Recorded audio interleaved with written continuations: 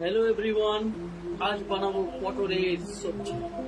তার জন্য যেই সব জিনিস সামগ্রী লাগবে সেগুলো আপনাদেরকে আমি দেখাবো। শুরু করি আমাদের নিউ ট্রেডিশনাল। প্রথমে চলে গেল লবণ, তারপর আমাদের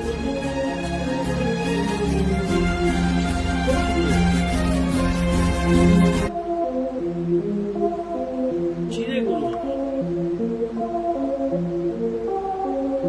এই আমাদের কাশ্মীরি লঙ্কা গুঁড়ো, সাথে অবশ্যই এভারেস্টের সবজি মশলা।